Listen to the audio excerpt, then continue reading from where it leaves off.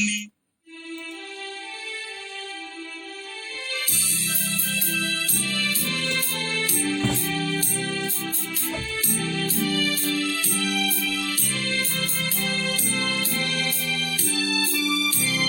เพลงเสียงดังกับสายลมผ่านใจวุฒิชาติกำพันจัดรายการธรรมะเพื่อคุณร้อยคำรำพันฝากเสียงแก้วหวานถึงท่านนักบุญสโลงานพระเดชพระคุณพระธรรมเสนาบดีเกิดมาโชคดีได้ทำบุญสร้างสรรค์งานที่ใจรักใช้หลักทำนำชีวิตพาญาติธรรมรูปกิจกรรมสร้างสมความดีขอบคุณผ่านทางสถานีถึงแฟนทั่วแดนโลกา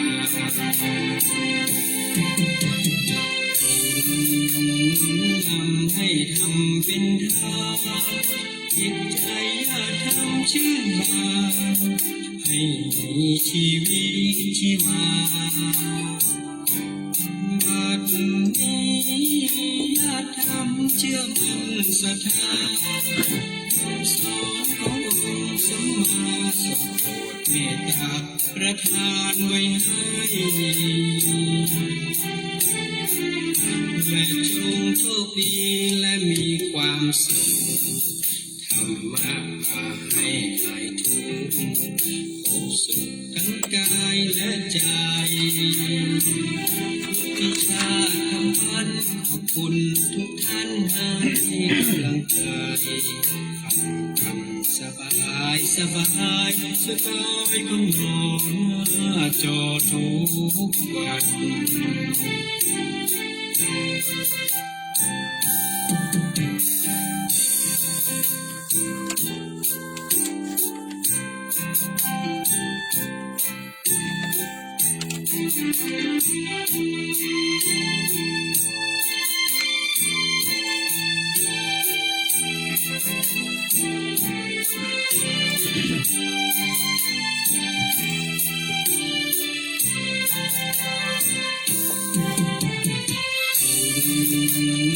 นำให้ทำเป็นทานจิตใจอย่าทำชื่นบานให้มีชีวิตชีวาบัดนี้อย่าทำเชื่อมั่นศรัทธาสอนขององค์สัมมาสัมพุทธเมตตาประทานไว้ให้และจงโชคดีและมีความสุขธรรมะพาให้หายทุกข์พบสุขทั้งกายและใจที่ชาติคำพันขอบคุณทุกท่านให้กำลังใจจำสบายสบายสบายคนนอนหน้าจอทุกวัน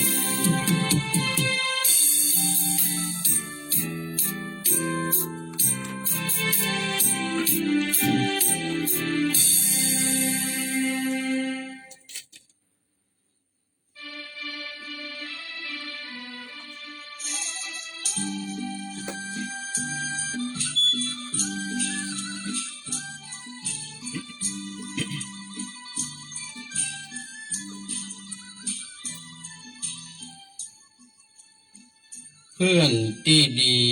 มีหนึ่งถึงจะน้อยดีกว่าร้อยเพื่อนคิดลิษยาเหมือนเกลือดีมีนิดหน่อยน้อยราคา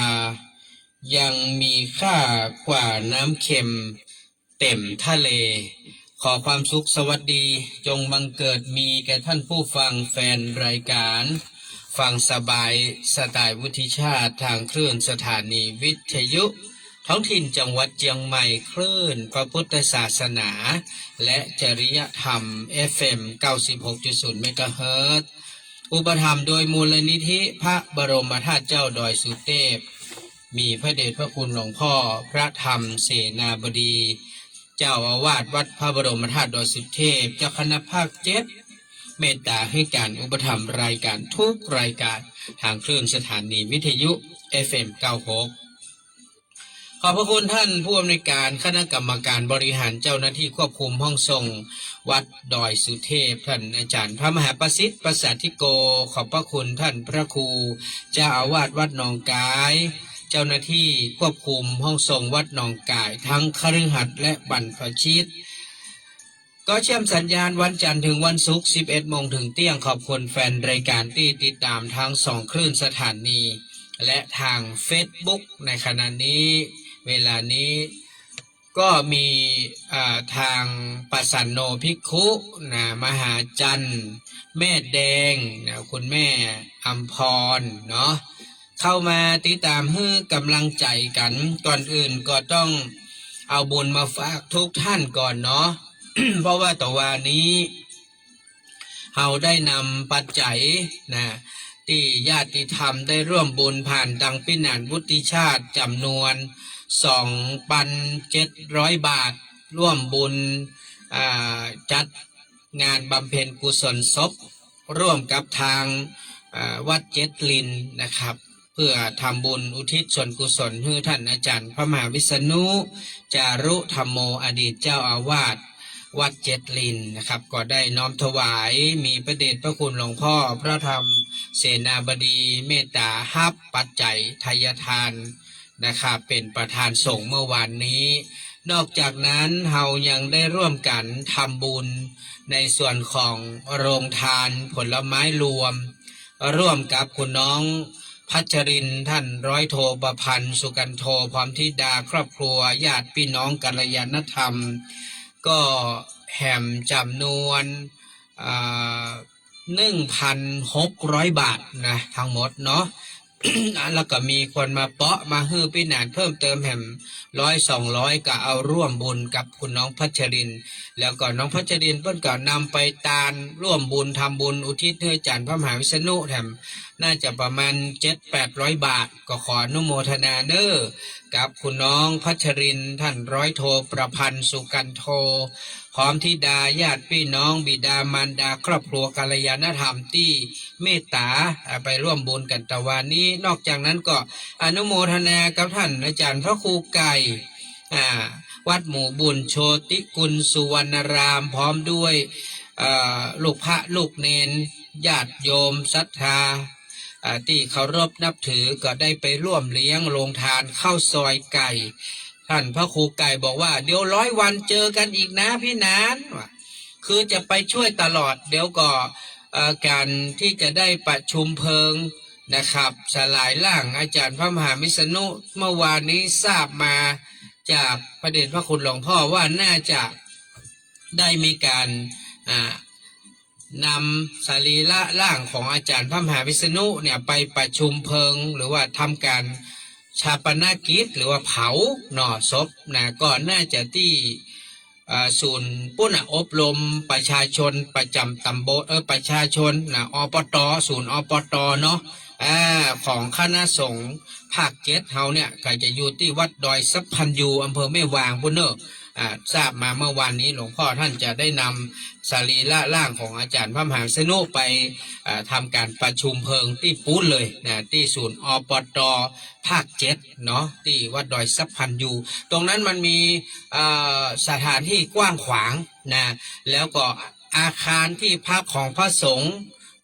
ทั้งหลายที่จะนิมนต์ไปจะไปฉันห้องน้ำห้องท่าศรัทธาสาธุชนก็สะดวกสบายมากเพราะว่ามันค่อนข้างจะกว้างขวางนะถ้าสมมติเราไปที่หายาเนี่ยมันก็จะกีดนะครับจะกีดเพราะว่าอย่าลืมว่าลูกศิษย์ลูกหาศรัทธาญาติโยมที่เคารพนับถือท่านอาจารย์พระมหาวิษณุอย่างเหนียวแน่นนะมีจำนวนเป็นหลักหมื่นนะเป็นหลักหมื่นนะฮะผมเชื่อว่าวันที่จะประชุมเพลิงท่านเนี่ยควรน่าจะเป็นหลายพันอาจจะเป็นหมื่นก็ได้มาแน่นะผมว่านะเพราะว่าเป็นการทรงท่านครั้งสุดท้ายเชื่อว่าศรัทธาญาติโยมจากทุกที่ทุกต่าง แล้วก็พระสงฆ์ทั้งหลายที่รู้จักคุ้นเคยแล้วก็เคยได้รับเมตตาในการไปทำบุญทำทานโน่นนี่นั่นท่านก็ทำมาตลอดระยะเวลาโดยเฉพาะตั้งแต่อยู่ที่ขึ้น96นี่มาร่วม20 ปีเนี่ยก็เชื่อว่ามีคนเคารพนับถือรู้จักมักคุ้นท่านนักเฉพาะพระสงฆ์ก็ผมว่าก็เป็นหลายพันละนะแล้วในจะศรัทธาญาติโยมแหมเหรอเนาะคิดว่าน่าจะ4-5 พันบนเนาะฉะนั้นพื้นที่มันต้องกว้างขวางนะแล้วก็ห้องน้ำห้องท่ามันต้องพร้อมฉะนั้นศูนย์ปต.ของภาค7เฮาเนี่ยที่พระเดชพระคุณหลวงพ่อท่านมองการไกลหลวงพ่อเฮานี่นะพ่อดอยสุเทพเนี่ยท่านมองการไกลว่าห้องข้ามช็อตมองตั้งแต่เมื่อ20 ปีที่แล้วในการก่อตั้งสถานีวิทยุขึ้น96ยังไม่มีสถานีวิทยุชุมชนสาธารณะไหนเกิดขึ้นเลยในตอนนั้นแล้วก็ไม่มีใครคิดนะครับว่าสถานีวิทยุสาธารณะอย่างเฮาเนี่ยจะอยู่มาได้แห่งเป็น20 ปีแล้วเผยแพร่พระธรรมคำสอนมากมายจนกระทั่งทุกวันนี้อย่างเมื่อกี่วันที่ผ่านมาเนี่ยท่านพระครูปลัตถินวัตรญาณสิทธิวาทีเนี่ยท่านได้แจ้งศรัทธาญาติโยมคือรับทราบว่ารองราชเลขาในพระบาทสมเด็จพระเจ้าอยู่หัวเนี่ยได้เดินทางมาที่วัดยางกวงแล้วก็ได้ถวายทูลรายงานให้กับพระองค์ท่านได้รับทราบนะว่าในเรื่องของพระเจ้าทันใจในวิหารใหญ่เนี่ยวิหารหลวงนั้นเกิดการชำรุดก็ได้มอบหมายให้กรมศิลปากรเนี่ยได้มาบูรณะใช้เงินตั้งเป็น2 ล้านกว่าบาทเนาะแล้วก็ได้เรียนทางรองราชเลขาให้รับทราบว่าสถานีวิทยุขึ้น96เนี่ยอันมีพระเดชพระคุณหลวงพ่อพระธรรมเสนาบดีเจ้าคณะภาค7เนี่ยแล้วก็ประธานมูลนิธิเนี่ยเป็นผู้ให้การอุปถัมภ์สถานีขึ้น96เฮาได้นำเอาธรรมนาวาวังเนี่ยมาเผยแผ่แก่ศรัทธาสาธุชนอันนี้เป็นสิ่งที่ทรงปราบปลื้มใจเนาะคนว่าเพราะว่าพระองค์ท่านรับทราบนะว่าขึ้น96เฮาเนี่ยคือสนองงานของคณะสงฆ์แล้วยังมาปอสนองงานในพระราชดำริของในหลวงรัชกาลที่10ตัวเนี่ยเรื่องของการเผยแผ่ธรรมนาวาวังเมื่อวานนี้ผมได้มีโอกาสได้เจอกับหลวงพ่อดอยสุเทพพระเดชพระคุณหลวงพ่อได้มอบหมายบอกว่าขอให้นานไปเอิ้นเจิญจวนศรัทธาญาติโยมนะให้ไปร่วมกิจกรรมรับฟังธรรมะบรรยายธรรมะนาวาวังเนอะที่ตรงศูนย์แสดงสินค้านานาชาติแม้ว่าตอนนี้บัตรที่จะเข้าไปด้านในนั้นมันหมดแล้วท่านผู้ฟังเนอะบัตรบ่มีแล้วเนอะเปิ้นฟิกไว้ผมไม่แน่ใจ3,000-5,000นี่แหละเปิ้นฟิกแล้วเปิ้นจบแล้วนะฮะที่นั้นถามว่าคนที่ไปเนี่ยที่ไม่ได้มีบัตรเนี่ยท่านจะเข้าไปฟังไปร่วมกิจกรรมได้ไหมได้เนอะก็คือท่านจะอยู่บริเวณนอกห้องซึ่งเปิ้นจะมีจอโทรทัศน์โปรเจคเตอร์มีอย่างนะเอาไว้เป็นจุดคือท่านได้ไปนั่งพอนั่งดูนะฮะเปิ้นก็คงจะมีเก้าอี้สำรองจัดไว้ให้เนาะฉะนั้นท่านก็สามารถไปร่วมกิจกรรมธรรมนาวาวังได้เนอะวันที่13 กรกฎาคมซึ่งมันตรงกับวันอาทิตย์เนาะถ้าผมจำไม่ผิดนะวันอาทิตย์ที่13 กรกฎาคมนะมันเป็นวันอาทิตย์เนอะพ่อแม่เนอะเปิ้นจะจัดกิจกรรมธรรมนาวาวังที่บริเวณที่ศูนย์แสดงสินค้านานาชาตินะครับจังหวัดเชียงใหม่และในการนี้นะครับพระเจ้าอยู่หัวและพระราชินีจะเสด็จมาโดยนะครับอันนี้ถือว่าเป็นมหามงคลผมเชื่อว่าศรัทธาสาธุชนพี่น้องต่างเชียงใหม่ละปูนเปิ่นบ้านข้างเคียงเนี่ยน่าจะมากันหลายเพื่อไปร่วมกันต้อนรับนะครับเรียกว่าไปรับเสด็จเนาะไปรับเสด็จพระเจ้าอยู่หัวพระราชินีที่จะทรงเสด็จมาเพื่อมาร่วมรับฟังธรรมะนาวาวังที่บริเวณหอศูนย์แสดงสินค้านานาชาติจังหวัดเชียงใหม่ซึ่งพี่หนานวุฒิชาติเองก็ได้รับมอบหมายจากหลวงพ่อดอยสุเทพเมื่อวานนี้บอกว่าใจ สถานีวิทยุของเฮาเนี่ยช่วยประกาศเชิญชวนศรัทธาญาติโยมแฟนคลับ FC ขึ้น96ก็ดีขึ้นเครือข่ายหนองกายขึ้นในกันแล้วแต่เนาะไปร่วมรับเสด็จไปร่วมรับฟังธรรมะทาวาวังนาที่ศูนย์แสดงสินค้านานาชาติในวันที่13กรกฎาคมนี้ตัวเนอร์อันนี้หลวงพ่อท่านฝากมาก็แล้วก็เชิญชวนทุกท่านเนอร์แม้เฮาจะบ่มีบัตรเข้าไปด้านในพี่นันวุฒิชาติเองก็บัตันนะครับนะแต่ว่านี่หลวงพ่อท่านบอกว่าลองไปถามดูเหรอไปได้อยู่ก็นะเปิดวันว่ามันเต็มนะแต่ว่าพี่นันวุฒิชาติเองก็ต้องกราบขอบพระคุณท่านพระครูปลัตถินวัตรยานสิทธิวาทีซึ่งท่านก็เป็นพระรูปหนึ่งที่รับสนองนะพระเดชพระคุณในเรื่องของงานนี้ท่านก็เมตตาบอกว่าเดี๋ยวจะบ้านานนั้นไปร่วมกับท่านพระครูนะอันนี้ก็ต้องขอบพระคุณมากๆเพราะว่าพี่นันเองก็อยากจะเข้าไปติดตามบรรยากาศต่างๆที่ในห้องนะครับในห้องที่เปิ้นจะบรรยายธรรมะนาวาวังซึ่งก็น่าจะเป็นสิ่งที่น่าตื่นเต้นมากเพราะว่ามีครูบาอาจารย์ผู้รักผู้ใหญ่มากมายโดยเฉพาะยิ่งหลวงพ่อเจ้าคณะภาค7นี่นะท่านก็จะไปนะร่วมกิจกรรมตรงนี้เจ้าคณะจังหวัดต่างๆนะพระเถรานุเถระก็จะไปกันนักนะแล้วก็จะได้ร่วมรับเสด็จพระเจ้าอยู่หัวและพระราชินี ถ้าถามว่าผมนี่ตั้งแต่ท่านขึ้นครองราชย์นี่ผมยังบ่เคยได้เจอพระองค์ท่านนะเคยเจอสมัยเมื่อผมเป็นวัยรุ่น เป็นวัยรุ่นตอนนั้นจำได้ว่าไปทำงานอยู่ที่จังหวัดนครปฐมที่อำเภอนครชัยศรีตอนนั้นผมไปเป็นเสมียนปั๊มน้ำมันแล้วก็เป็นปั๊มใหญ่เนาะเป็นปั๊มใหญ่ซึ่งตอนนั้นพระองค์ท่านเสด็จไปที่เมืองการแล้วก็ได้กลับกรุงเทพเนี่ยขากลับได้กับเจ้าหน้าที่ได้ไปสอบถามเรื่องที่พระองค์จะเสด็จแวะเซเว่นแวะห้องน้ำได้ก่อเนี่ยนะครับทางผู้จัดการทางเจ้าของปั๊มเนี่ยเปิ้นก็อนุญาตนะแล้วก็ถวายการต้อนรับพระองค์ท่านตอนนั้นยังเป็นพระบรมโอรสาธิราชเนาะก็ผมก็มีโอกาสได้เห็นพระองค์ท่านเพราะว่าตอนนั้นเฮาเป็นเสมียนคือเปิ้นบอกเฮาขยับขยื่นนะเปิ้นต้องปิด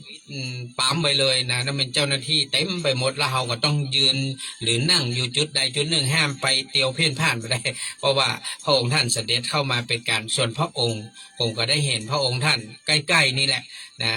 ครั้งเดียวแล้วก็ตั้งแต่ขึ้นครองราชย์นี้ผมก็ยังไม่เคยได้เห็นพระองค์ท่านเลยพระราชินีนี่ก็ยังไม่เคยเห็นนะครับก็จะถือว่าเ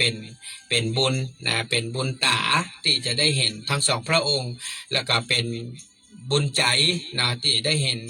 ความเมตตาของทั้งสองพระองค์ที่จะเสด็จมาคือกำลังใจนะต่อพระสงฆ์ครูบาอาจารย์แล้วก็สาธุชนญาติโยมที่จะไปร่วมรับฟังธรรมะนาวาวังในวันที่13กรกฎาคมนี้ที่ศูนย์แสดงสินค้านานาชาติจังหวัดเชียงใหม่อันนี้ก็ถือว่ามีที่จอดรถมากมายแต่ท่านทุกคนต้องอย่าลืมพกบัตรประชาชนไปเนอะนะเพราะว่าอาจจะต้องมีการตรวจบัตรนะครับไม่ใช่ว่าใครจะเข้าไปอย่างใดก็ได้เหมือนได้นะเพราะว่าจะมีเจ้าหน้าที่ตำรวจมีทหารเพื่อจะมาดูแลอารักขาเรื่องของความปลอดภัยก็น่าจะมีการตรวจสอบบัตรประชาชนฉะนั้นถ้าไผจะเข้าไปในบริเวณงานเนี่ยสิ่งที่ท่านต้องเตรียมเลยคือบัตรประชาชนท่านต้องเตรียมไปนะแล้วก็คนที่อยู่ต่างนอกนี่ผมมาแน่ใจเนอะเรื่องอาหารการกินเนี่ยคงจะต้องได้เตรียมไปเป็นการส่วนตัวด้วยเนาะเพราะมาอั้นมันก็คงจะลำบากในการซ่อหากินนะครับมันไม่ได้มีโรงทานแบบบ้านเฮาทั่วไปนะ อันนี้มันเป็นงานหลวงงานใหญ่เพื่อก็จะจำเพาะเจาะจงนะฉะนั้นอาหารพระราชทานมื้อเจ้าก็ดีมื้อกลางวันเนี่ยก็จะมีคูปองนะสำหรับคนที่เปิ้นสมัครนะครับฉะนั้นคนที่มาได้สมัครตั้งแต่แรก ก็น่าจะบะหมี่นะบะหมี่บัตรบะหมี่คูปองฉะนั้นอันนี้เรื่องอาหารท่านก็คงจะต้องได้ดูแลตัวเองนะครับแต่ก็อยากจะเชิญชวนทุกท่านให้ไปร่วมกิจกรรมด้วยกันวันนี้ก็ขอบคุณนะครับท่านที่ได้ฝากปัจจัยร่วมทำบุญตานเตียน8วัดเมื่อตะวานี้เนาะเจอกันที่วัดเจ็ดลินหลายท่านก็ขอบพระคุณเนอสำหรับทางคุณแม่สุดใจสุขันธปรีเนาะตะวานี้ก็เมตตาร่วมบุญมาบอกว่าอีแม่ขอหอมวัดละ100กันแล้วกันเนาะขอบคุณนะครับโมทนาบุญกับแฟนพันธ์แท้โดยเนอะร่วมบุญตึงตานเตียนตึงผ้าป่าบุรณะน้ำบ่อโบราณขอบคุณแม่กัลยาแซ่เตียนเนอร์ร่วมตานเตียนแม่วิล่าอินตะรักษานะครับแม่แสงล่าชูกิจกนกชัยเนาะเมื่อวานนี้มีปัจจัยมาฝากของป้อไพบุญแม่จรุนปกปิงเมืองก็ร่วมทำบุญที่ตรงเนี่ยครับที่ตรงน้ำบ่อโบราณเนาะแล้วก็นอกจากนั้นก็มีญาติธรรมที่ได้ฝากไว้ป้าปุ้มเนาะป้าปุ้มก็ร่วมทำบุญตัวก็ขอบคุณเนอะขอบคุณวันนั้นนะครับในส่วนของการตานเตียนด้วยกันนะครับก็วัดที่8นี้ก็มีคุณสุทินสุขยอดพร้อมครอบครัวเนอะแล้วก็มีในส่วนของทางคุณแม่จดป้ออาโนแม่ป้ออาโนไทยแม่น้องคิรินสุขโขนะก็ร่วมทำบุญในส่วนของวัดที่8ตานเตียนด้วยกันนอกจากนั้นเราก็จะนำปัจจัยของท่านที่ท่านร่วมบุญน้ำไฟก็ดีตานเตียนก็ดีเราจะเอาไปรวมกันแล้วก็จะหาร8วัดนะครับหาร8วัดเนาะตอนนี้พี่นานได้เจ้าภาพตานร่มทั้งหมด16อันก็คงจะได้วัดละ2นะวัดละ2ส่วนผ้านี้ได้ทั้งหมด21ผืนก็คงจะหาร8นะ8 2 16นะ8 3 24ตอนนี้ค่าทำประมาณ3ผืนนี้ก็จะครบพอดีนะ24ก็ไม่มีปัญหานะครับเนาะก็จะได้วัดละ3ผืนร่มวัดละ2อันอันนี้ก็เป็นอย่างเอาหาใต้ต้นใดก็ต้องอันเอาบ่ได้ไปบังคับกาเกณฑ์เรามีสังฆทานยาแล้วเรามีเตียนภาษาที่จะตานแล้วทั้งหมด8วัดอันนี้ก็บ่ห่วงน้ำไฟก็เต้าที่เราเซาะได้หาได้มีเต้าใดเราก็ตานกันไปต้ออันจะวัดละ500วัดละเต้าใดก็เป็นอย่างเอาเต้าที่เราหาได้เนาะอันนี้ก็ต้องขอบคุณทุกท่านนะครับที่ได้ร่วมบุญกันมาก็คงจะ บ่ได้เอิ้นได้อู้แล้วนะเอาเป็นว่าก็คงจะได้ลวดปิดไปเหี่ยเนาะนะครับก็คงจะพอละเอาเป็นว่าวัดละร่มวัดละ2ผ้าวัดละ3ปัจจัยก็ที่ได้มาก็จะมาปั่นเป็น8ส่วนเตียนเฮามีแล้วยาเฮามีแล้วคนก็พร้อมแล้วแต่ว่ารถพี่นานได้สั่งรถตู้เพิ่มทีนี้มันจะมีคนที่ยังมีที่นั่งว่างนะครับส่วนไผ่ท่านใดที่สนใจจะร่วมไปตานเตียนตอนนี้อยู่ค้างอยู่ประมาณ2-3ที่นั่งเนาะก็ไผ่จะไปก็ขอให้แจ้งด่วนๆเลยเนอะ0866713446ต้องการจะไปตานเตียน8วัดด้วยกันก็ขอให้แจ้งด่วนๆเพราะว่ามันมีอยู่ประมาณ3ที่นั่งนะครับสุดท้าย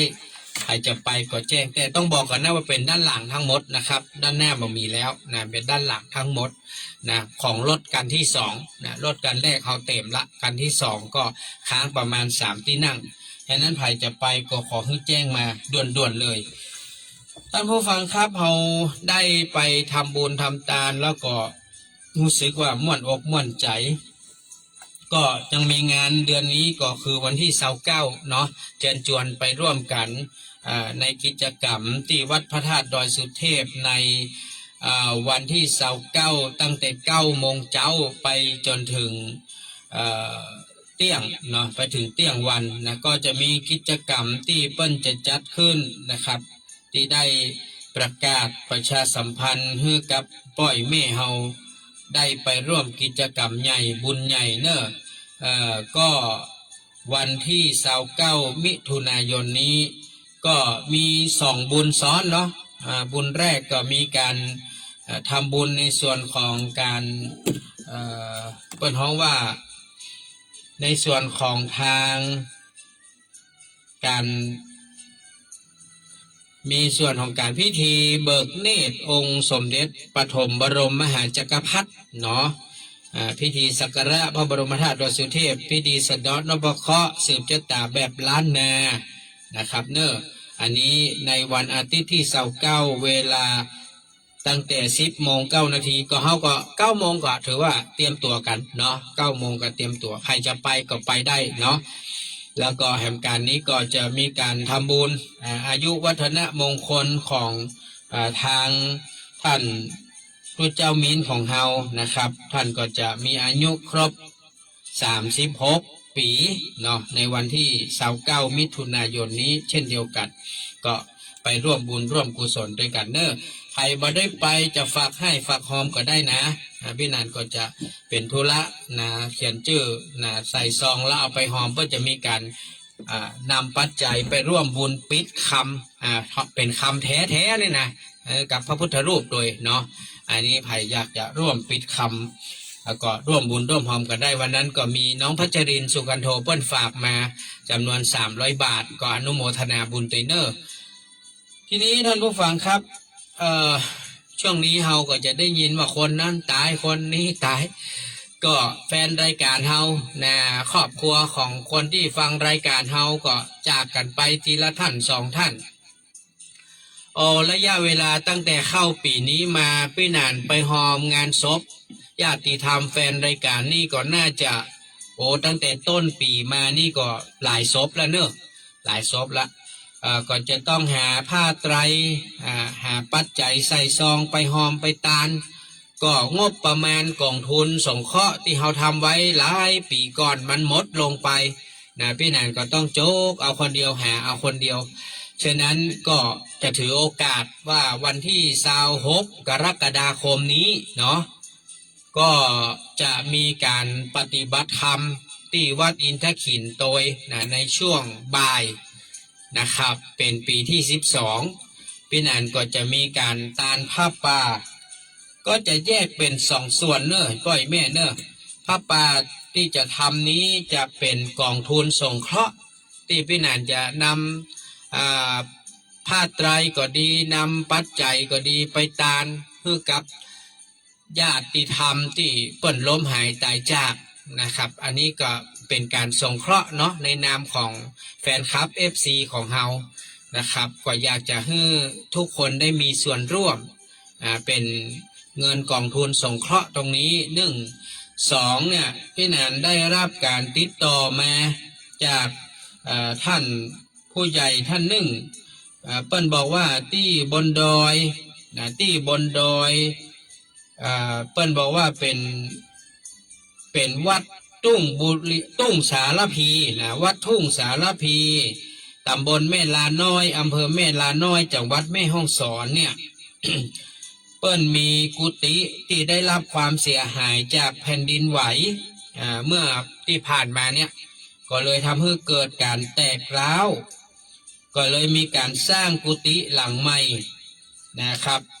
ก็เป็นการทำโครงสร้างและก็จะได้ก่อร่างสร้างแปลงแต่งบประมาณเปิ้นเยอะหน่อยนะมันทั้งหลังเนาะมันก็ประมาณ200,000 บาทหมายความว่าก็จะมีตู้มีพระอยู่ด้วยกันได้หลายตนนี่นะที่แม่ลาน้อยพี่นานก็เลยว่าวันที่26 กรกฎานี้จะตานผ้าป่า1เป็นเงินกองทุนสงเคราะห์2จะเอาแบ่งไปครึ่งต่อครึ่งนะหมายความว่าได้เท่าใดหารเกิงนึ่งเอาไว้เป็นกองทุนสงเคราะห์นะอันที่2เอาไปร่วมสร้างสมทบสร้างกุฏิสงฆ์ที่แม่ลาน้อยเนาะก็อยากจะเชิญชวนทุกท่านได้ร่วมบุญกันอย่าลืมว่าเดือนกรกฎานี้เป็นเดือนมหามงคล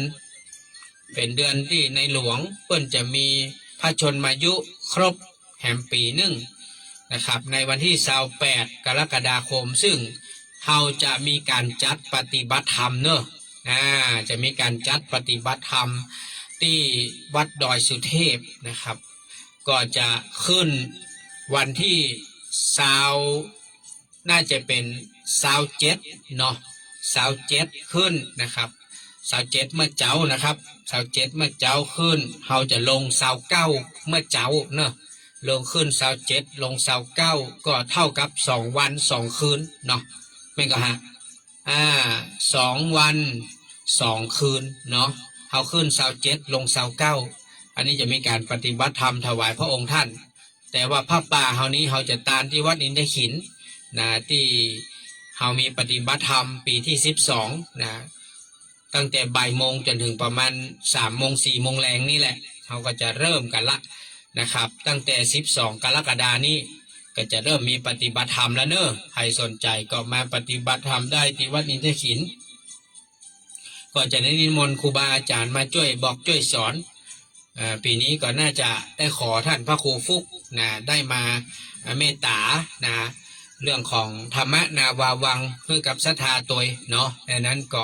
จะได้ศึกษาเรียนรู้ในหลายๆแบบหลายๆอย่างนะโอกาสศรัทธาเฮาได้เปิดหูเปิดตาเนาะเปิดใจฉะนั้นใครที่เมตตาสนใจจะร่วมบุญในส่วนของผ้าป่าเป็นกองทุนสงเคราะห์เป็นการทำบุญสมทบสร้างกุฏิสงฆ์ที่แม่ลาน้อยแม่ห้องสอนน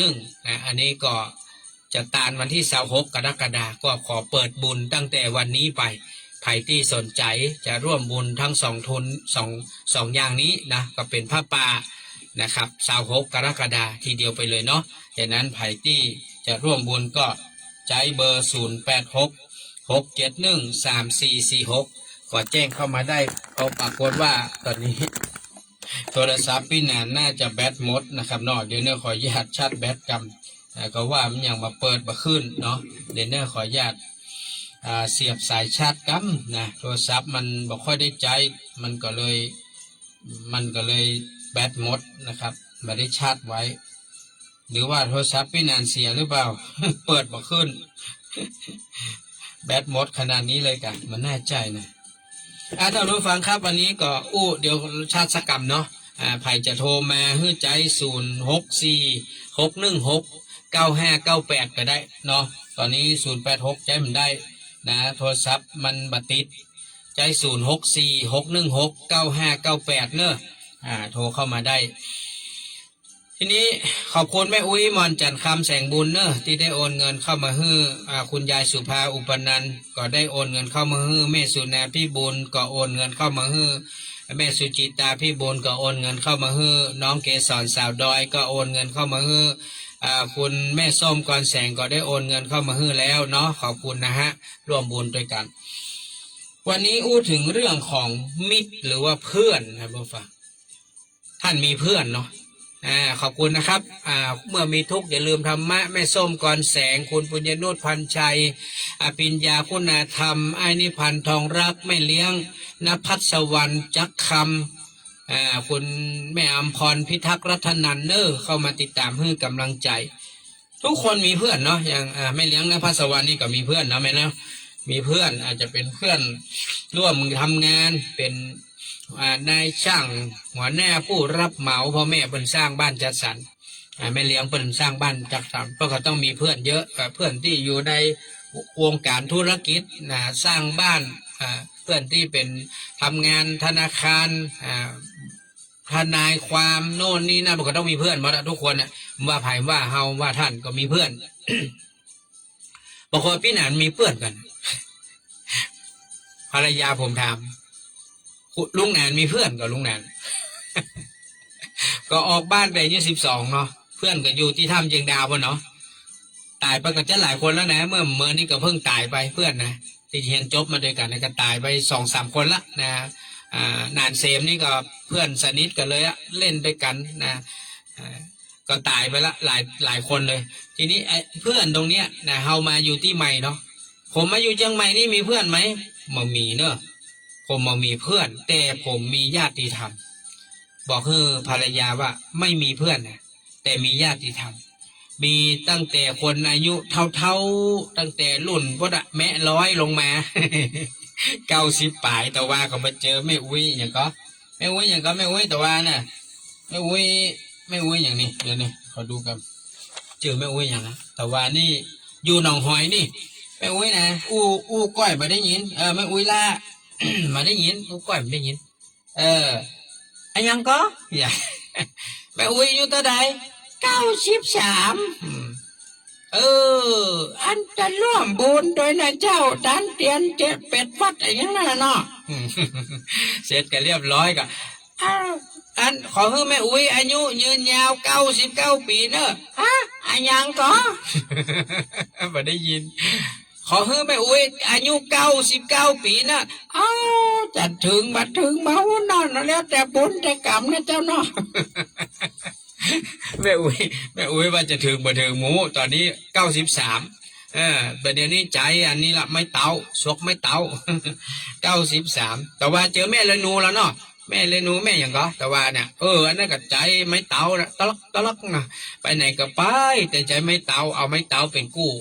เปิ้นบอกว่าคนเฮานี่นะถ้ามีลูกมีหลานแล้วนี่มันดูแลพอกอยนี่สู้ไม้เตาไม่ได้นะประมาณนะไม้เท้านี่นะไม้ค้ำยันนี่นะดีกว่าลูกดีกว่าหลานมาว่ะเพราะอย่างว่ามันปาไปได้หมดปาไปไหนก็ได้เนาะจะไปไหนจะไปวัดกะมันก็ปาไปนะเตาไปกำไปจนถึงวัดนั่นแหละไปกินไปตาลไปอย่างด้วยเปิ้นแต่ลูกหลานนี่มีแข้งมีขาแต่มันมาดูแลที่มันปาไปคนเฒ่าต้องนั่ง4 ล้อมานั่งรถรับจ้างแล้วก็ชกไม้เตามาเปิ้นถึงว่าถ้ามีลูกหลานนะแล้วไม่ดูแลมันแย่กว่ามีไม้เท้าไม้เตาค้ำยันดังนั้นไม้เตาเนี่ยมันซื่อสัตย์ไปหอตุลุงหนองตองเลยเวลาจะลุกเวลาจะนั่งมีไม้เตาหรอกสวกไม้เตานะตุลุงหนองตองนะเปิ้นตรวจตุ้ยเนาะแล้วเปิ้นก็มีโรคภัยของเปิ้นเวลาเปิ้นจะลุกจะนั่งเปิ้นจะต้องมีไม้เตาเอามากำมายันเปิ้นขึ้นไม้เตา3 ขานั่นนะตังลุงมันมี3 ขาเนาะตังบนมีอันเดียวแต่ตังลุงมี3 ขาเพื่อการพะเลิศเนาะก็จะมียางหองเนาะยางหองนะกันมันลื่นเนี่ยมันดีนะเอาปะไว้หั่นมันก็อยู่หั่นอ่ะมันต้องมันหนีไปแอวที่ไหนลองเป็นลูกเป็นหลานแหละเป็นลูกชิดแหละมันใครไปไหนมันก็ไปมันบอกสักกรรมอ่ะแต่ไม่เต้านะเอาละไว้ไหนมันก็อยู่หั่นนะเข้าห้องน้ำเวลาห้องน้ำเตียวออกมาลืม ลืมไปในห้องน้ำเตียวไว้ไปซ่อหามันเพราะมันกับแม่นะแต่ต้องไปตัวเอาหามันเพราะนั้นชีวิตคนเฮาเนี่ยมันต้องมีเพื่อนเนาะบางคนก็มีเพื่อนอายุมากกว่ามีเพื่อนอายุน้อยกว่ามีเพื่อนรุ่นเดียวกันบางคนก็คนแบบมีเพื่อนนะมีหมาเป็นเพื่อนมีแมวเป็นเพื่อน มีหมาเป็นเพื่อนมันดีใจนะถ้ามันเห็นเฮานี่นะเป็นหมาเป็นแมวนะปะโตมันเห็นเฮามานะมันล่นมาหาละล่นซอยหางละลิกละลีวิดเต้นเห็นไหมผมเคยเห็นเขามาออกTikTokมันเป็นแฮนแฮนตัวใหญ่ขนาดนั้นมันเห็นเจ้านายมันนะจอดรถที่ประตูวะนะไก่ขนาดนั้นเป็น100 เมตรปุ่นถ้ามันล่นนะ2 ขามันนะตังยังล่นตั้งแต่ในบ้านวะนะล่นไปฮับเจ้านายมันถึงประตูปุ่นโตมันดีใจว่าเจ้านายมันลงรถมันต้องเข้าไปคอเคลียร์กันนั่นน่ะกอดหอมกันแฮนเป็นแฮนแล้วมันเฝ้ายามได้ตัวเนอะถ้าไผ่ขี่รถเข้ามาบ่หูจักหูอย่างบ่คุ้นเคยมันไล่ มันไล่ซับเนอะโตมันเก่งขนาดเป็นแฮนนะเฝ้าสวนได้เฮ้ยเฝ้าบ้านได้ ดีกว่าแมววันเนอะ แมวนี่เฝ้าบ้านได้แมวนี่มันแอวดีมันเหมือนหม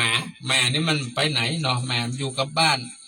แมวนี่มันขี้แอวนะครับปิดประตูมันก็ไปได้นะแมวเนี่ยเนาะมันปีนหัวได้หรอกปีนหัว มันเกาะไปได้หมดหลังคามันขึ้นได้โทรศัพท์ผมน่าจะมีปัญหานี่มันไฟกับบักข้าวห่อเกินอย่างขึ้นนี่เดนเนอร์แบตหมดก็มันแน่ใจชาติแล้วก็ยังบักข้าวเตื้อ อ๋อมาละเดี๋ยวไผจะโทรได้เด้อ0866713446ไผจะมาตั้งเกาผ้าป่ากองทุนสงเคราะห์ผ้าป่าสร้างสมทบสร้างกุฏิเนาะแบตมันหมดได้เฮ้ยเปิงว่ามันอย่างดับปิ้งเงียนไว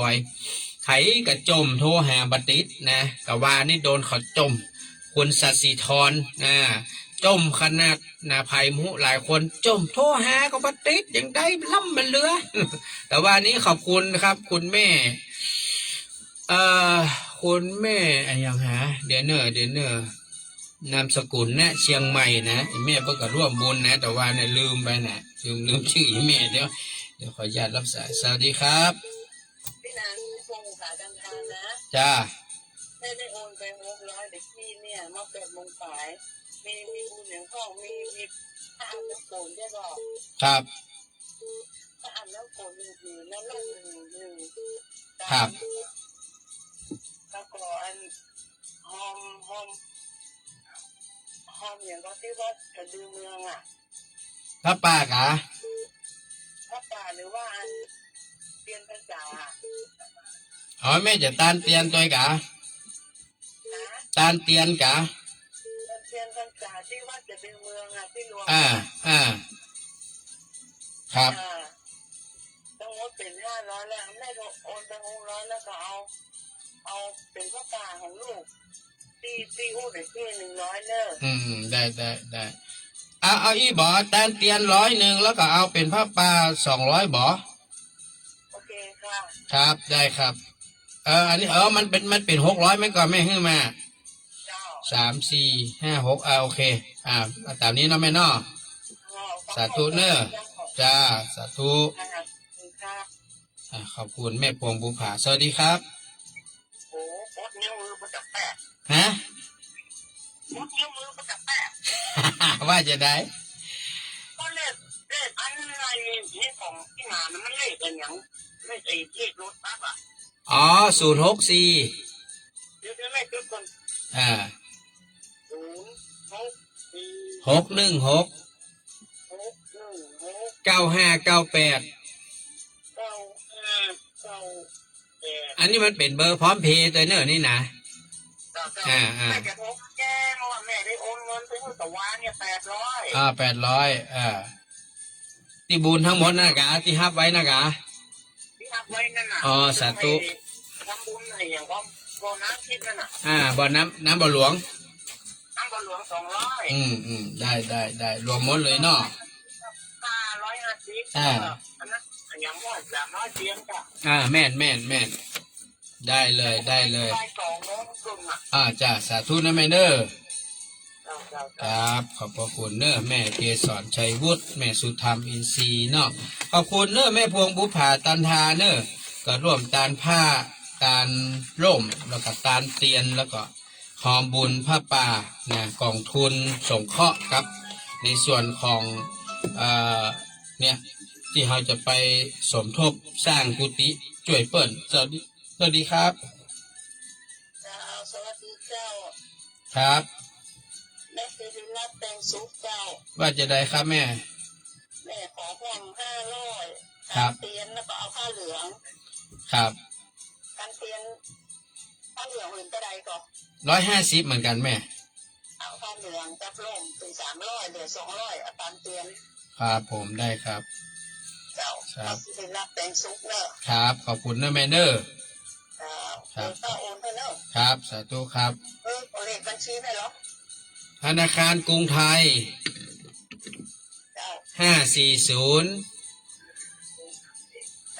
005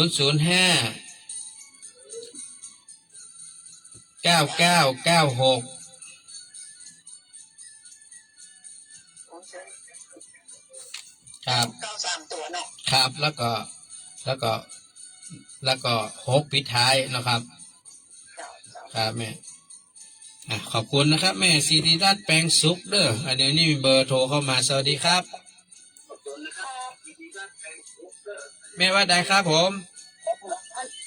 แม่ก็ได้ท่าตะขืนนี่แม่อย่างครับก็รูนคำเขียวเจ้าแม่รูนคำเขียวก็รูนคำเขียวเจ้าฮะ แก้วลูน เอาแก้วลูนคำเขียว เจ้า อ่าอื่นก็อยู่ก็เหรอ 150เนาะ เจ้า ได้ผ้าเนาะ แล้วตอนโล่มแหม่ม้านได้กว่าเจ้า ได้ครับ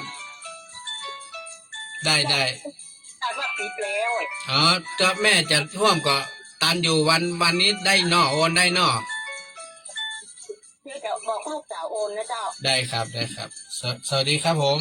สวัสดีเจ้าพี่หนาน ครับ คุณยายกำปันวิจัยศรี ครับ ทำบุญน่ะปิดทองอ่ะพระบาทดอยสุเทพ300นะเจ้า อ๋อปิดคำ300ครับ เจ้าแต่เดี๋ยววันจ่ายก็โอนเลยนะเจ้า ได้ครับขอบคุณเนอะ เจ้า ก็ขอบคุณนะครับ คุณแม่แก้วโลนคำเขียว อยากให้ห่วมตาลผ้าตาลร่มก็คือที่ผมว่าปิดก็เพราะว่ามันเงียบๆไปก็มาฮับละมีหายห้องก่อนแล้วไปเนาะแต่ว่าเขาก็เปิดบุญเรื่องพระป่าต่อนะครับพระป่าเรื่องของทุนสงเคราะห์กับพระป่าที่จะไปช่วยเปิ้นสร้างกุฏิสงฆ์ที่อำเภอแม่ลาน้อยเนาะเพราะว่ากุฏิเปิ้นล่มแผ่นดินไหวคราวที่แล้วน่ะมันล่มหมดมันวะไปเพื่อก็ลงต้องสร้างใหม่สวัสดีครับ พี่หนานคะที่ปั้นไม่เข้าใจบุญใหม่อะไรคะ อ๋อพอดีผมทำผ้าป่าจะถวายวันที่วันที่26กรกฎาเราจะแบ่งเป็น2ส่วน เอาไปสร้างกุฏิสงฆ์ให้พระไปช่วยเขาอะที่แม่ลาน้อยเนาะพอดีแผ่นดินไหวกุฏิท่านล่ม ท่านก็เลยจะแบ่งกุฏิใหม่เราก็จะไปช่วยเปิ้ลแล้วก็อีกที่หนึ่งก็คือเราจะทำเป็นปัจจัยกองทุนสงเคราะห์เพราะว่าเป็นปีแล้วที่ผมไปร่วมงานศพญาติธรรมเราอะเป็นผ้าเป็นปัจจัยใส่ซองไปร่วมแล้วมันไม่มีเงินแล้วอะเราทำเมื่อหลายปีที่แล้วเงินมันหมด ผมก็เลยต้องควักส่วนตัวมาตลอดเป็นปีแต่ครึ่งปีแล้วเนี่ยครึ่งปีละหลายศพละก็เลยว่าจะชวนญาติธรรมเราร่วมบุญกองทุนตรงนี้หน่อยเพราะเวลามีญาติโยมเราตายอ่ะญาติธรรมเราตายเรารู้เราก็อยากจะไปร่วมเอาผ้าไตรไปบ้างเอาปัจจัยไปร่วมเนี่ยครับเป็นกองทุนสงเคราะห์ตรงนี้บ่ได้ครับก็จะแบ่งเป็นส่วน นั้นเป็นสองทุนใช่ไหมคะ ใช่ครับผ้าป่านี่ทำเป็น2 ส่วนครับแบ่งครึ่งงั้นพี่ปั้นร่วมบุญด้วยค่ะ ครับได้ครับพี่เปิ้ล บุญเป็น400อะค่ะ สาธุครับได้ครับขอบพระคุณนะครับพี่เปิ้ลนะ ครับก็ขอบคุณพี่เปิ้ลสิริกรจันทรศิริน้องนลินน้องตะวันพจนาถบอกว่าเอาก็ร่วมไปตีละ200กันแล้วกันรวมเป็น400 บาทขอบคุณนะครับขอบคุณตอนนี้ก็มีอยู่2 ท่านเนาะที่ได้ร่วมบุญก็คือแม่พวงบุภาตันทานะครับก็ร่วมบุญมา200นะฮะในส่วนของผ้าป่ากองทุนตรงนี้แล้วก็พี่เปิ้ลสิริกรจันทรศิริน้องนลินน้องตะวันพจนาถขอบพระคุณนะครับที่ได้เมตตาร่วมบุญในส่วนของกองทุนตรงนี้สวัสดีครับครับแม่สุริราชโอนไปแล้วนะเจ้า สาธุค่ะแม่ขอบพระคุณเนอะ สุริราชเป็นสุขเนอะ จ้าทั้งหมดเป็นเงิน500 บาทนะแม่เนาะ เจ้า ครับ ผ้าเหลือง ผ้ากับร่มแล้วก็ตาลเตียน200นะแม่เนาะ เจ้า ครับขอบพระคุณครับขอบคุณแม่สิริรัตน์แปลงสุขพร้อมครอบครัวเนอะก็ตาลผ้า1ร่ม1แล้วก็ร่วมตาลเตียนตัวก็รวมเป็น500 บาทขอบพระคุณนะครับ เพราะว่าเฮามีเพื่อนเนี่ยนะอย่างผมเนี่ยแม่บ้านถามลุงแนนมีเพื่อนวะมีค่ะโอ้โหเต็มไปหมดเลยเพื่อนผมเพื่อนอย่างก็คือญาติธรรมผมนี่แหละเนี่ยที่เฮาไปห่วมกินห่วมตานกันนะครับร่วมกันมารักษาศีลปฏิบัติธรรมกันเนี่ยก็คือเพื่อนทั้งนั้นแหละนะเปิ้นบอกว่าคนเฮาเนี่ยคือคิดว่าเพื่อนเนี่ยก็คือคิดอย่างมาออกเลยนะมันจะเกลียดจะจังกันมอกใดกันจ้างเพื่อคิดว่าเราคือเพื่อนร่วมเกิดร่วมแก่ร่วมเจ็บร่วมตายเนี่ยสุดท้ายคือเพื่อนร่วมโลกนั่นแหละท่านผู้ฟังสวัสดีครับครับ รวมทั้งหมดเป็นเงินเท่าไหร่เจ้า อันนี้ไผ่ครับ ไม่ใช่เงินตามเกี่ยวเจ้าเจ้า อ๋อแม่หอม2 อย่างมาเจ๊กะ เจ้า ผ้า1ร่ม1มาเจ๊กะเจ้า300 บาทแม่เจ้าเรียกวันแน่ใจว่าเป็นเจ้าใจกัน ครับแม่ขอบพระคุณครับครับขอบคุณครับคุณแม่ที่โทรมาถามก็คือผ้า150ร่ม150แม่ จริงๆล่มเนี่ยมัน199นะที่จริงมัน200ป่ายแล้วเพิ่นลดเหลือ199แต่พี่หนานไปขอเพิ่นขอเหลือ150นะ ขอ150ผ้าสบงก็เป็นผ้าโทเลเนอะเป็นสังสีลาดนิยมสีเหลืองที่เราจะซื้อก็เอามาจัดเป็น8 ส่วนนะ8 ส่วนสวัสดีครับ พี่หนานก็ที่เปิ้ลโอนเรียบร้อยแล้ว สาธุครับพี่เปิ้ลครับ ค่ะ ครับ ขอณะ ครับอนุโมทนาบุญกับพี่เปิ้ลสิริกรจันทรศิริน้องนลินน้องตะวันพจนาถเนอร์ที่ได้เมตตาโอนปัจจัยมาให้เป็นที่เรียบร้อยแล้วนะครับ ก็ขอบพระคุณมากๆนะครับที่ได้ตั้งจิตเจตนาตั้งจิตมาแต่ไกลตั้งใจมาแต่บ้านเอามาร่วมสร้างบุญสร้างกุศลด้วยกันเป็นนั่นเองก็เหนื่อยเหมือนกันท่านผู้ฟังเวลามีกินมีตานทุกวันนี้นี่หนึ่งถ้าบ่ได้ปัจจัยของคุณย่าปานีประดิษฐ์สุวรรณร้านดำรงกาดหลวงพร้อมลูกหลานเหลนสองถ้าบ่ได้ปัจจัยของคุณปี้ชลิดาเอกชัยพัฒนากุลร้านมนัสนันพร้อมครอบครัวลูกหลานนี่นะก็อิดเหมือนกันอยากจะไปสร้างบุญอย่างมันก็ลำบากติดคัดไปหมดเพราะเฮาบ่ได้มีเงินถุงเงินถังพี่นันก็มีเงินเหลือในแต่ละเดือนก็บ่นักครับก็พยายามจัดสรรปันส่วนเอามาทำบุญโอ้ยถ้ามีนักนะแม่บ้านภรรยาผมว่าสงสัยลุงแหน่นี่ถ้าร่ำถ้ารวยเหมือนเปิ้ลนี่แล้วปะโตมันจะอยากไปทำบุญหมดเห็นไผก็เอ็นดูเห็นไผก็อยากช่วยมันเป็นอย่างอันท่านผู้ฟังมันเป็นอย่างโมโหนะผมขี่รถไปถ้าผมไปเจอคน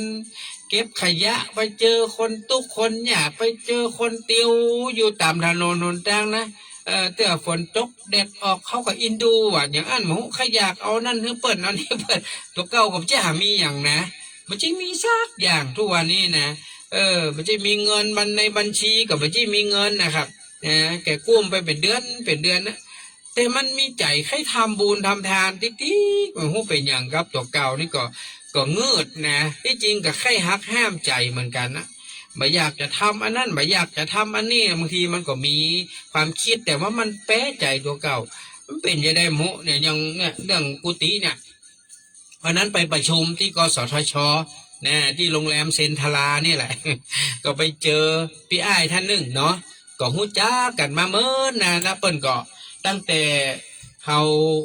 อยู่สถานีวิทยุขึ้น96เนี่ยก็หู้จักเปิ้นมาเป็น10 กว่าปีละเพราะว่าเปิ้นก็คอยช่วยเหลือเกื้อกูลเรื่องที่เฮามีความบ่เข้าใจเรื่องการไปติดต่อเกี่ยวกับเรื่องของวิทยุนะก็อาศัยเปิ้นนี้แหละช่วยแนะนำเป็นพี่อ้ายใต้หัวกันเนี่ยโอ้วันนั้นไปเจอเปิ้นบอกโอ้บ่ได้เจอกันหลายปีพี่แนนนะขอเมตตาพี่แนนได้ก่อนเนี่ยพอดีผมอันไปช่วยเปิ้นอันหาทุนนะจะไปสร้างกุฏิสงฆ์ตอนนี้งบประมาณก็ขาดเยอะนะเปิ้นตั้งงบไว้200,000พี่แนนว่ะมันไปสร้างบนดอยเนาะแก่วัสดุอุปกรณ์ก่อย่างมันก็แป้งพี่แนนกุฏิเก่าเปิ้นมันล่มแผ่นดินมันไหวคราวที่แล้วเนี่ยมันล่มมันแตกมันล่มก็เลยต้องสร้างเสาเสริมมันใจมันได้ละต้องแปลงขึ้นมาใหม่หมดเลยว่ะขอพี่แนนช่วยกำเนิดเอาว่าโอ้ผมยังมาห้าปากเลยอันเนอะไอเนอะผมขอเวลาก่อนเนอะเนาะงานบุญผมมันเยอะนะขอให้มันแล้วไปเป็นงานก็พอดีนะฮะตอนนี้เฮาก็แล้วงานหลายอย่างไปนะอาจารย์พระมหาสนุ50 วันก็แล้วไปละตึงห่วมบุญตึงลงทานแล้วก็งานตานเตียนเฮาก็โอเคละได้ต่อใดก็ตาอ่านละเอาไม่ได้คิดนักละเนาะวันที่5กับปลาสถาเฮาไปตานนะประเด็นนี้ก็สั่งเข้ากล่องฮือละเนอะจะแจกเข้ากล่องฮือคนละกล่องนะค่ารถ500นี่นะบวกเข้ากล่องฮือโดยนะแถมเข้ากล่องฮือเนาะ บ่เหลืออย่างกระจ้างมันเด้อเนาะขอให้ทุกคนได้กินอิ่มได้ทำบุญทำทานด้วยกันกับพอใจละนะก็ขอบคุณมากๆนะทุกท่านที่ได้ร่วมไปทำบุญด้วยกันนี่นะแค่นี้ก็ดีใจแล้วนะวันนี้ก็มีไผ่เดี๋ยวเนอะมีท่านอาจารย์พระครูใบดิกาประเสริฐประสานโนก็จะไปตานเตียนด้วยกันเนาะในนามของญาติมิตรพี่น้องนะตั้งบนดอยนะมีน้องพัชรินนะคุณยายุพินแม่ส้มไอ้ประสิทธิ์พี่แดงพี่ดาไอ้บัตรแม่บัวเงินมีป้าปุ้มนะพี่สาลิสาป่ออุดรคุณพี่สศิธรพี่วารุณีแล้วก็เพื่อนเปิ้ลเนาะ เนี่ยก็ตอนนี้ก็ขาดอยู่ประมาณ3ที่นั่งเนาะใครที่สนใจก็ขัดใจแจ้งมาเด้อ0866713446คน500 บาทเอาแถมเข้ากล่องให้ตัวนะประเด็นนี้ไปหนานสั่งไปแล้วเนอะสร้างไป20 กล่องประเด็นเนี่ยเผื่อคนขับรถเรียบร้อยนะครับ ใครจะไปก็ขัดใจเนอะแจ้งมาถ้าแจ้งมาก็จะได้เพิ่มเข้ากล่องไปนะครับเนาะถ้าบัดแจ้งก็บ่เพิ่มละดังนั้นท่านผู้ฟังทั้งหลายการที่เรามีเพื่อนเนี่ยมันตึงดีนะเพิ่นว่า1 คนหัวหาย2 คนเพื่อนตาย3 คนขี่ควายสบายแต่ละ คือถ้ามันมีหลายหัวนะมันดีกว่าหัวเดียวนะหลายหัวก็หลายความคิดเนาะเขาจะจะเนี่ยจะทำอย่างบางครั้งมันมีเพื่อนเป็นที่ปรึกษาเป็นคนที่คอยแนะนำกันโดยเฉพาะยิ่งเป็นว่ามีมิตรที่ดีเนี่ยมันดีกว่ามีมิตรที่ไม่ดีนะมิตรดีแม้มีแค่คนเดียวก็ดีกว่าบ่มีแม้สักคนเนาะถ้ามิตรที่บดีเพื่อนบดีมีคนเดียวนี่ก็เกินพอนะมีคนเดียวก็ถึงเกินไปละนะอย่าไปมี5 คน10 คน100 คนนะคนบดีเป็นเพื่อนนี่นะเอาแค่คนเดียวนี่ก็อีทละเป็นว่าหอกข้างแคร่เนาะหอกข้างแคร่ มันพร้อมที่จะเสียบได้นะมาเสียบที่ข้างกับเสียบหลังๆนะอย่าให้ได้เผลอเนอะนี่นะได้เผลอนี่โดนแน่นะดังนั้นมีเพื่อนที่ดีเนี่ยแม้คนเดียวก็ถือว่าเป็นสิ่งที่ดี เพราะอย่างน้อยเวลาที่เฮามีปัญหานะเฮาก็ยังมีที่ปรึกษามีที่ได้อู้ได้จากันผมนี่นะแม้กระทั่งตู้เจ้านี่นะเปิ้นก็ยังมาปรึกษาผมนะมีตู้เจ้าเนี่ยพี่นันอาตมาขอปรึกษาหน่อยเนอะนะเปิ้นปรึกษาเฮานะมีเฮ้ยมีตู้เจ้ามาปรึกษาด้วยบางทีก็เรื่องส่วนตัวเปิ้นที่เปิ้นตุกอกตุกใจบางทีก็เป็นเรื่องงานวัดงานวาบางทีก็เป็นเรื่องงานบุญกินตาลเปิ้นก็มาปรึกษาก็มีนะดีใจมากที่มีตู้เจ้ามาปรึกษาผมมีความรู้สึกว่านี่แสดงว่าเปิ้นถือว่าเฮานี่เป็นเพื่อนนะเป็นมิตรเป็นเพื่อนที่ดีที่เปิ้นสามารถปรึกษาได้เนาะอันนี้เป็นความภูมิใจนะมันเป็นอย่างที่แปลกเพราะส่วนมากตู้เจ้าเปิ้นไม่ค่อยปรึกษาโยมเนาะพวกก็จะปรึกษากับหมู่ตู้เจ้าด้วยกันนะถ้าตู้เจ้าปรึกษาโยมนี่คนไหนก็แล้วแต่แสดงว่าเปิ้นไว้วางใจเปิ้นมีความเชื่อมั่นเชื่อใจเฮาว่าเฮาจะเป็นคนที่คือคำปรึกษาได้ดีอันเนี้ยมันเป็นอย่างที่รู้สึกสุขใจภูมิใจมากๆนะครับมันเป็นอย่างที่ปรับปลื้มใจเพราะว่าส่วนมากมีแต่ญาติโยมไปปรึกษาตู้เจ้าเนาะตู้เจ้าบอกค่อยปรึกษาญาติโยมนะ ถ้าเราเป็นที่ปรึกษาตู้เจ้าได้นี่แสดงว่าเราต้องเป็นคนที่มีความสำคัญมากเหมือนกันนะครับอย่างน้อยก็คือเปิ้นไว้วางใจเรานะและเปิ้นพร้อมที่อยากจะฟังคำแนะนำจากเราเนี่ยเป็นอย่างที่ดีมากๆดังนั้นท่านผู้ฟังทั้งหลายการที่เรามีมิตรมีเพื่อนมันถึงดีอย่างน้อยมันก็มีที่ระบายนะเรามีอย่างตุกอกตุกใจบางทีมันมีหรอปัญหาครอบครัวก็มีเนาะปัญหาเรื่องการงานปัญหาเรื่องหนี้สินปัญหาเรื่องโรคภัยไข้เจ็บมันมีหมดอะปัญหานี่นะมันมีทุกทิศทุกทางแหละปัญหานะแล้วแต่ว่าจะมีมากหรือมีน้อยเนาะฉะนั้นคนเฮาทุกวันเนี่ยเพื่อคิดแต่ว่าปัญหาที่มันเกิดขึ้นนี้มันเป็นเรื่องธรรมดานะมันก็พร้อมที่จะเกิดขึ้นกับทุกคนทุกฝ่ายนะจะไปว่านะเจ้าฟ้าเจ้าแผ่นดินท่านก็มีเรื่องที่ต้องคิดต้องทำนะพระสงฆ์องค์ข้าเจ้าครูบาอาจารย์ก็มีเรื่องที่จะต้องคิดต้องทำศรัทธาเจ้าบ้านอย่างเฮาก็ซ้ำหาย ศรัทธาเจ้าบ้านของเฮานี่ซ้ำหายเนอะมันจึงมีเรื่องนักอกนักใจปวดเสียนเบียนก้าวอยู่ตลอดเดี๋ยวก็เรื่องผัวเดี๋ยวก็เรื่องเมียเดี๋ยวก็เรื่องลูกเรื่องหลานเดี๋ยวก็เรื่องพี่เรื่องน้องบางทีก็เรื่องพ่อแม่ญาติโกโหติกาเรื่องการงานเรื่องโรคภัยหนี้สินกินอยู่สับปะเนาะป่าเนาะ มันมีสปะนะขอบคุณเนอะพี่นาชากาแฟเนอะแต่ว่านี่ก็อนุโมทนาท่านที่ไปร่วมด้วยช่วยกันนะ มีคุณปุญญนุชพันชัยก็ไปช่วยเนาะน้องลินเนาะน้องลินเฮาก็มีน้องคุณปุญญนุชพันชัยมีคุณพี่นาชากาแฟป้าอัมพรไปช่วยกันแต่ว่านี่นะก็ขอบคุณเนอะที่ไปช่วยกันจัดเลี้ยงโรงทานด้วยกันแต่ว่านี่เพราะนั้นทุกปัญหาเปิ้นบอกว่าย่อมมีทางออกนะปัญหาทุกปัญหามันย่อมมีทางออกท่านผู้ฟังเหมือนอย่างเขาว่าปัญหานี่นะมันมาทุกทิศทุกทางแต่อย่าลืมนะเพราะว่าอย่าลืมอย่าลืมว่า ทางออกมันอยู่ที่ทางเข้ากันมา ถ้าคิดอย่างมาออกนะคือปิ๊กไปพอทางเข้ามาทางไหนนะมันต้องมีทางออกอยู่ตรงนั้นแหละนะอาจจะสะดวกหรือบ่สะดวกก็บอกว่ามันเหมือนอย่างกับเวลาที่เฮาเคยได้ยินก่อนตะก่อนมันมี คนที่เปิ้นไปแอวพับคับบาร์แล้วก็มันเกิดไฟไหม้มันเกิดอุบัติเหตุเกิดไฟไหม้คนมันก็คิดแต่ว่าประตูฉุกเฉินอยู่ที่ไหน ปรากฏว่าที่มันมีคนตายนักท่านผู้ฟังคือประตูหลังเนี่ยซึ่งเป็นประตูฉุกเฉินเนี่ยปกติมันจะต้องสแตนบายพร้อมที่จะเปิดได้ตลอดเวลาที่มันเกิดอุบัติเหตุเพราะในพับคับบาร์เนี่ยมันจะเก็บเสียงเก็บควันบุหรี่มันจะเก็บกินเหล้ากินเบียร์ฮึอัพอยู่ในฮะนะคุณมากินคุณเข้าไปคุณก็เ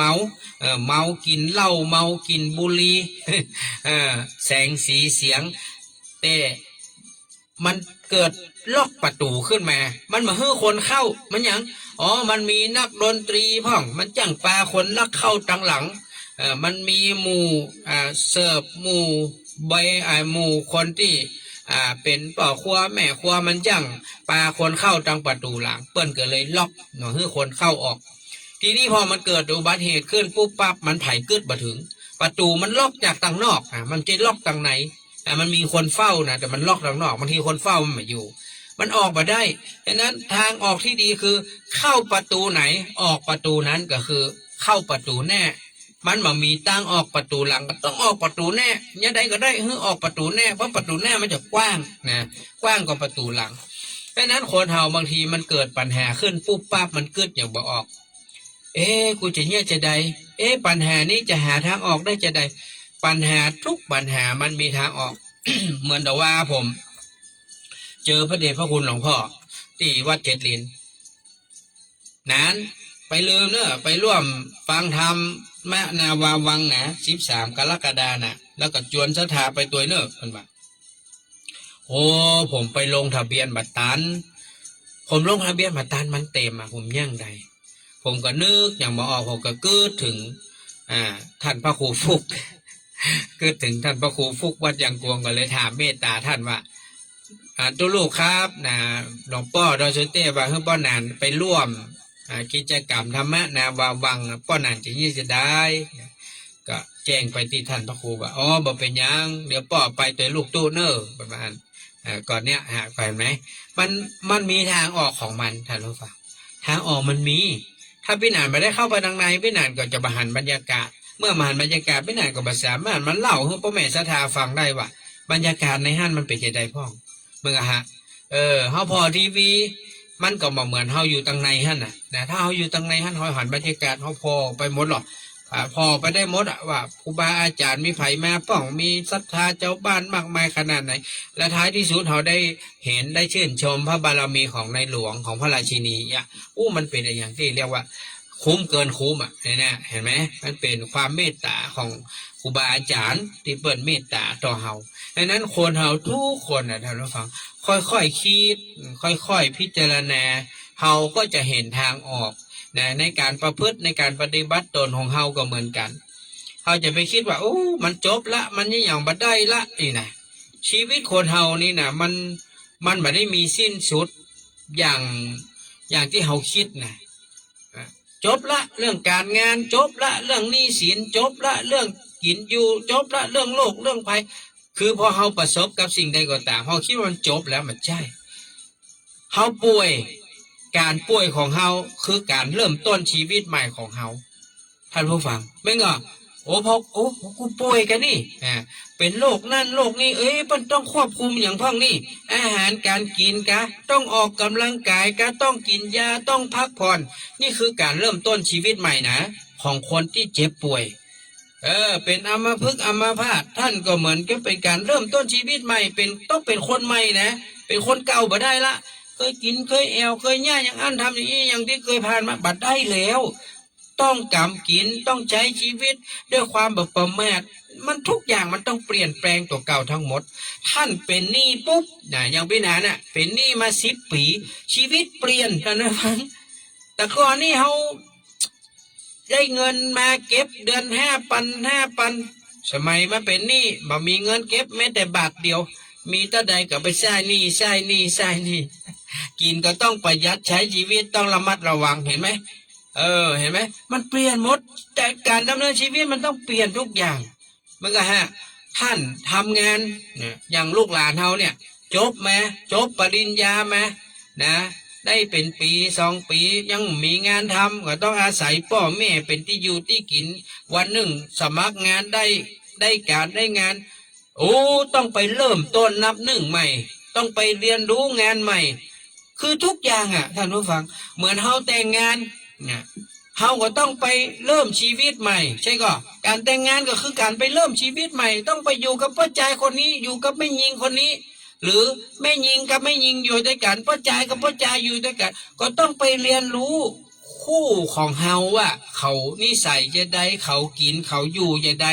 เมื่อชอบอะไรยังมาชอบยังมันนักก็ว่ามันบับปากมันต้องศึกษาหมดนั่นคือการต้องเริ่มต้นชีวิตใหม่ทุกอย่างกับการงานกับสามีภรรยากับครอบครัวนะกับโรคกับภัยกับหนี้กับสินคือทุกอย่างมันเกิดอย่างขึ้นมาในขณะนั้นเฮาก็จะต้องเรียนรู้ใหม่นะคือการเริ่มต้นใหม่นั่นแหละมันจะเฮาแก่เฒ่าไปแล้วหน้าที่ของคนแก่คนเฒ่าต้องแย่ใดเกษียณแล้วนี่60 70แล้วนี่ต้องสวะงานแบ่งงานให้ลูกให้หลานรับช่วงต่อรับงานรับการรับมรดกทุกอย่างต่อจากเขาสอนงานให้เขานะแย่ใดให้เขาดำเนินกิจการงานต่างๆไปด้วยความราบรื่นเรียบร้อยเพื่อเกิดความเจริญก้าวหน้ารุ่งเรืองไปเนี่ยเมื่อสืบต่อหลานเหลนต่อไปแถมอย่างเงี้ยคือมันคือการเริ่มต้นท้ายที่สุดเฮาจะต้องละโลกจากโลกนี้ไปจะตายวันนี้วันพุกวันฮือบ่ฮู้เฮาก็ต้องเตรียมกายเตรียมใจของเฮาเตรียมกายด้วยการรักษาศีลสำรวมระวังกายวาจาของเฮาเตรียมใจเพื่อมันที่จะกินทานไหว้พระสวดมนต์ฟังธรรมมันเจริญภาวนาแผ่เมตตาอยู่เจือบ่อยๆนี่เป็นของว่าเตรียมตัวนะที่จะละโลกตายจากไปเฮาบัดเตรียมไปหาเอาตังหน้าเพราะว่าเอาตังหน้าเป็นไปนี่มาได้นะฮะละตังหลังเป็นย่อมแย่เอาตังหน้าเป็นไปบ่ได้นะตังหลังก็อุกเบอบ่ได้วางการวางงานบ่ได้เคลียร์อย่างไว้ไปตังหน้าก็มืดตึกบ่ฮู้จะไปถูกไปผิดอย่างใดจะไปสูงไปต่ำไปดำไปขาวย่อมบ่ฮู้ตื้ออันนี้แหละเป็นชีวิตที่น่าเป็นห่วงที่สุดนะท่านผู้ฟังเป็นมนุษย์เป็นคนนี่มันยังหันนะหันโน่นหันนี่หันดีหันชั่วหันบุญหันบาปหันสิ่งที่ควรสิ่งที่บ่ควรเฮายังหันอยู่แต่ถ้าเฮาตายเนี่ยเฮาหันอย่างสักอย่างเลยโลกแน่เนี่ยบ่ฮู้เฮาจะไปดีไปให้จะรอดบ่รอดก็บ่ฮู้เนาะเนี่ยอันนี้คือสิ่งที่น่ากลัวที่สุดเลยนะสิ่งที่น่ากลัวท่านอาจารย์เจ้าคุณมีไหนเนาะนี่เดี๋ยวผมจะถามตะกี้ผมก็หาท่านนะท่านวินัยโมเดี๋ยวเนี่ยจะถามท่านก่อนว่าท่านจะได้จัดรายการก็วันนี้เพราะว่ายังไม่เห็นท่านเข้ามาเตือนนะจะลองถามท่านก่อนเนาะว่าท่านจะได้จัดรายการก็ เพราะว่างานการท่านเยอะครับช่วงนี้นะท่านอยู่ไหนหมูเพราะว่ากี้ผมไปเอิ้นกับบ่ได้ยินเสียงท่านนะไปเอิ้นท่านตะกี้กรรมที่กุฏิหมูว่าท่านอยู่บ่อยู่ตอนนี้วิหารพระเจ้าทันใจก็สร้างขึ้นแล้วเนอะท่านผู้ฟังเด้อนะสร้างขึ้นแล้วนะก็ใครที่อยากจะร่วมบุญในส่วนของ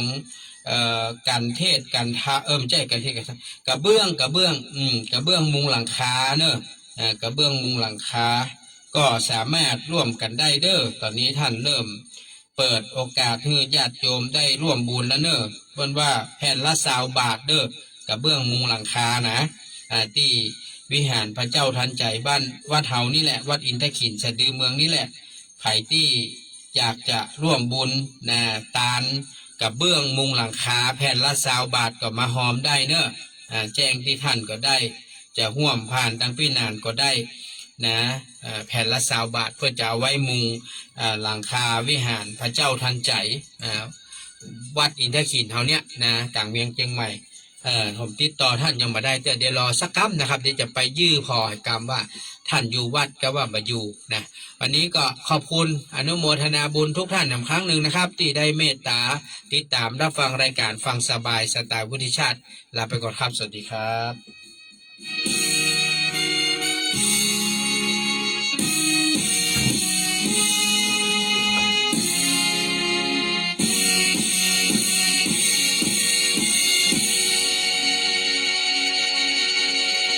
10 นิ้วพนมแล้วก้มลงกราบหลวงพ่อเจ้าคุณที่ท่านการุณให้ความเมตตาให้ผมมาอยู่คู่สถานีเพื่อบวนประชาผู้มีศรัทธาในรถพระธรรมอุทิศชาติคำพันมุ่งมันเดียวแน่เอ่ยแก่คำสอนองค์ที่นวรตรัสจริงทุกคำนำพายาธรรมพ้นจากความทุกข์ดวงตาเห็นธรรมพบสุขเลิศล้ำตามรอยพระองค์เกิดมาชาตินี้โชคดีที่สุด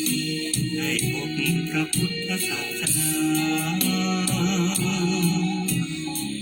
ทานศีลภาวนาจิตใจมั่นคงผู้รู้ผู้อยู่กับลมหายใจสติดำรงละโลกโกรธลงตรงทางพระนิพพาน10 นิ้วพนมก้มกราบพระธรรมเสนาบดีเปิดขึ้นสถานีให้ท่านเป็นทางFM 96ทั่วโลกรับรู้ดูฟังรายการวุฒิชาติคำพันสร้างสรรค์